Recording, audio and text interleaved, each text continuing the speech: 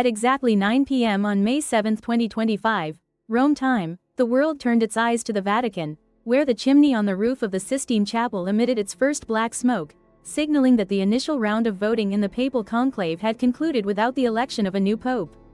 That image was not merely a signal, but had become a symbol of mystery, tension, and the powerful surge of hope awakening within people.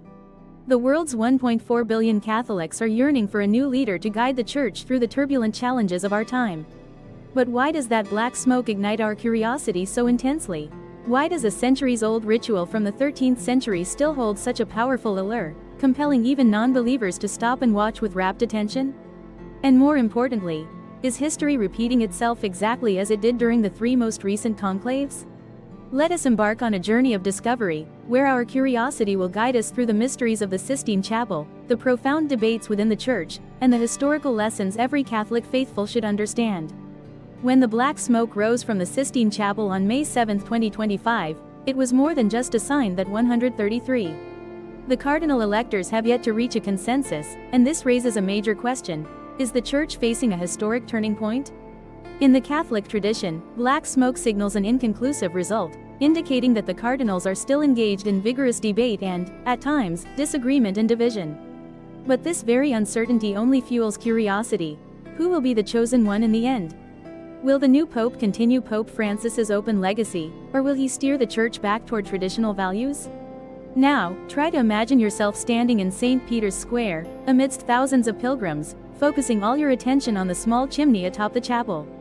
That black smoke was not merely the combustion byproduct of potassium perchlorate and anthracene, it was a message. The Church is reflecting, praying, and striving tirelessly to discern God's will. For Catholics, people who have cultivated patience and an enduring faith across centuries, black smoke is not a sign of failure, but a reminder that all good things take time to form. To fully understand, we must turn back the clock of history to gain perspective. The three most recent conclaves, in 2005, 2013, and now in 2025, have all begun with black smoke. And each time, they opened new and dramatic chapters in the history of the Church. In 2005, after the death of Pope John Paul II, he was an immensely beloved pope with a reign that lasted 27 years. The Catholic Church is in a state of confusion and instability. The papal conclave opened on April 18, 2005, with the participation of 115 cardinal electors who had gathered in the Sistine Chapel. As usual, the first round of voting ended with black smoke. The passage reflects a division within the College of Cardinals between those who desire a pope with a conservative orientation and those who hope for a leader with progressive ideas. However, after only 4 rounds of voting, on April 19, 2005, white smoke rose, signaling that Cardinal Joseph Ratzinger had been elected pope, taking the name Benedict XVI.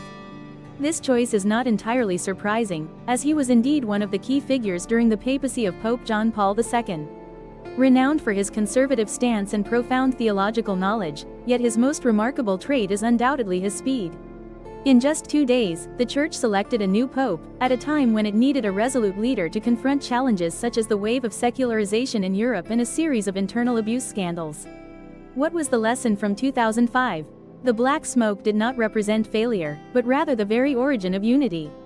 For Vietnamese Catholics, who have witnessed their nation overcome countless hardships through faith, that age-old story serves as a reminder that God always guides the Church, even when things seem most chaotic. 8 years later, in 2013, the Church once again faced a historic turning point when Pope Benedict XVI announced his resignation, a decision that sent shockwaves around the world. Since this is the first time in 600 years that a pope has voluntarily resigned. The papal conclave opened on March 12, 2013. In the very first round of voting, the result was once again signaled by black smoke. This time, the division within the College of Cardinals became even more apparent, as the Church is facing a series of serious problems. Like the financial crisis in the Vatican, the sexual abuse scandals and the demands for sweeping reforms. After 5 rounds of voting, on March 13, 2013, white smoke rose from the Sistine Chapel. The entire world watched in astonishment as Cardinal Jorge Mario Bergoglio was proclaimed the new pope. An Argentine who was not widely mentioned among the potential candidates has been elected pope, taking the name Francis. He is the first pope to come from Latin America. His papacy has brought a fresh wind with an open, approachable style and a wholehearted dedication to the poor. And ready to engage in dialogue with the contemporary world. For Catholics worldwide, Pope Francis is a symbol of humility and compassion. His messages about peace, environmental protection, and caring for the vulnerable have touched the hearts of millions upon millions of the faithful. Especially in the context of society undergoing many complex transformations. The 2013 conclave indicated that the black smoke could signal a major surprise, a change that no one had predicted. Now, let us go back to May 7, 2025, after the passing of Pope Francis on April 21 of that same year. This year's papal conclave is an unprecedented event in modern history. With 133 cardinal electors from 71 countries, this is the largest number ever recorded. And for the first time, the number of cardinals from Europe no longer constitutes the majority. The 2025 enlarged meeting possesses a profound global significance unprecedented in history. The first black smoke appearing on the evening of May 7 was an outcome well within expectations, given the highly diverse composition of the College of Cardinals.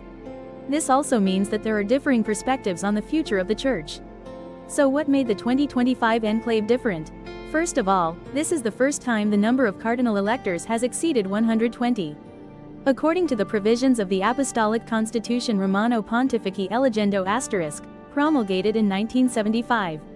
To ensure compliance with regulations, the Vatican is forced to limit the number of cardinal electors to 120 out of the 135 eligible cardinals, under the age of 80.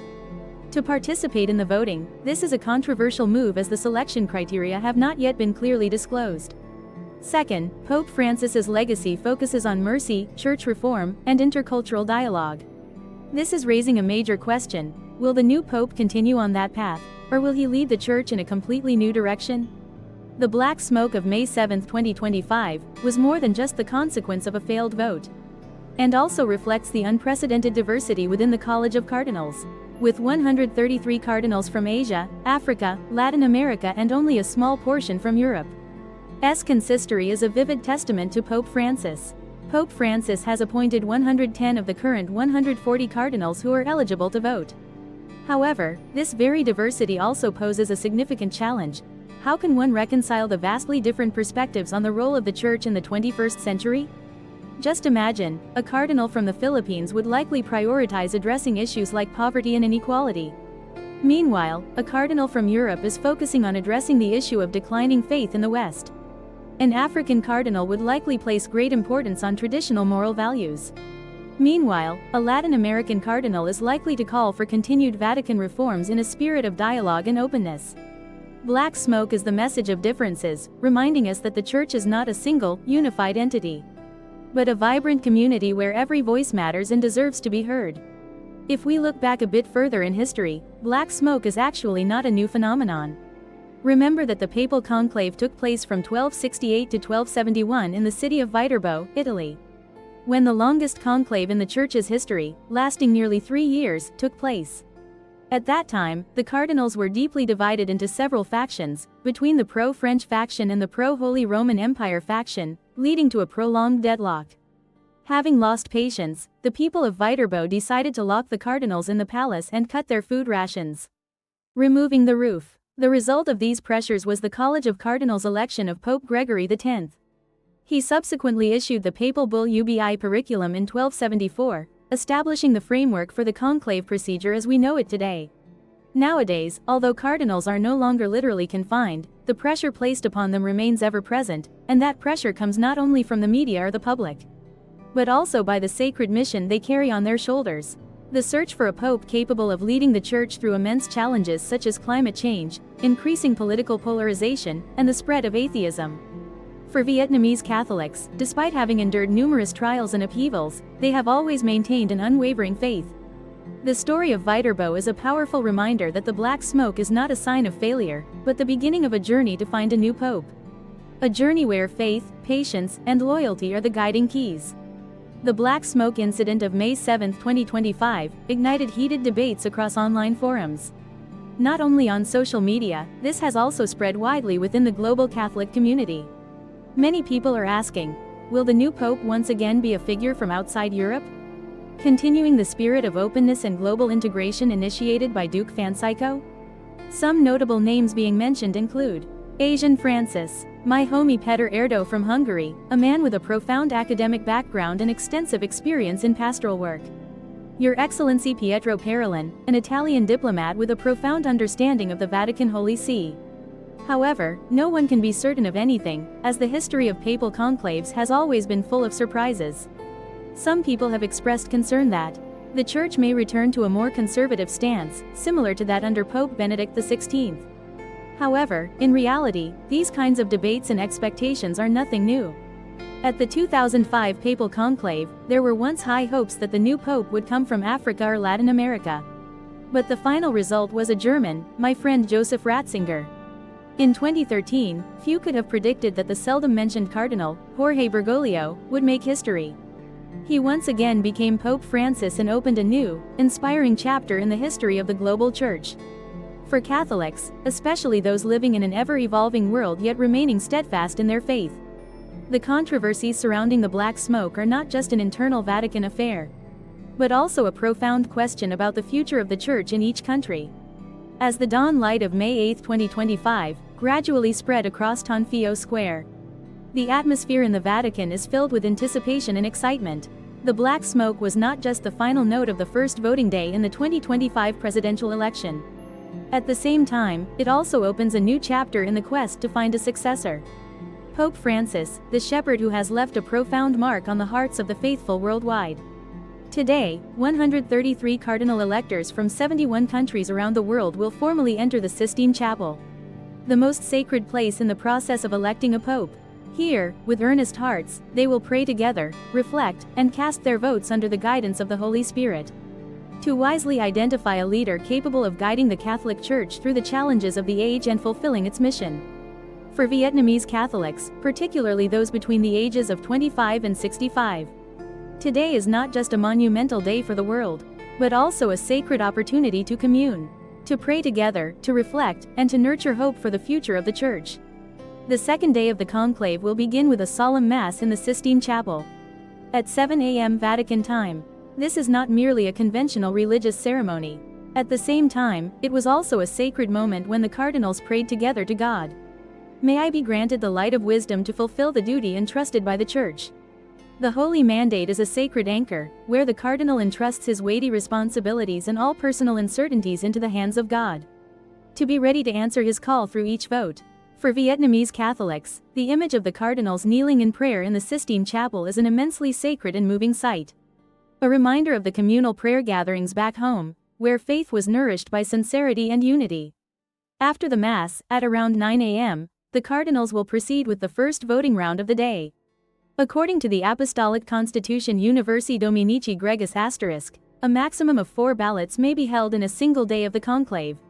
2 rounds will be conducted each morning and each afternoon, applied when the final result has not yet been achieved. Each vote is not merely a personal decision, but a sacred act. In this, each cardinal places their complete trust in the guidance of the Holy Spirit.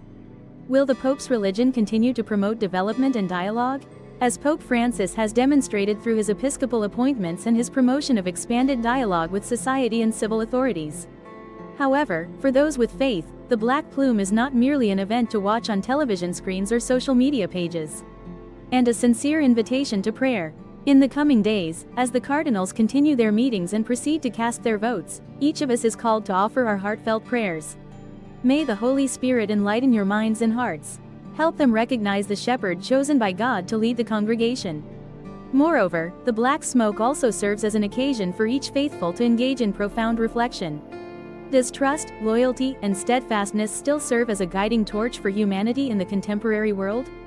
In an era besieged by countless temptations of materialism, a vulgarized way of life, and division and violence, the Church is facing fundamental questions: how to preserve its doctrine while knowing how to engage in dialogue with those who are different. How can one both preserve Catholic identity and remain open to embracing values from other religions and cultures? We, the Catholics, have weathered countless ups and downs since the days of persecution. Upon reaching the stage of integration into modern society, Black Smoke can never make us afraid. On the contrary, it reminds us that faith is inherently an arduous journey, yet one filled with immense hope. Even in waiting, we discover God's holy will.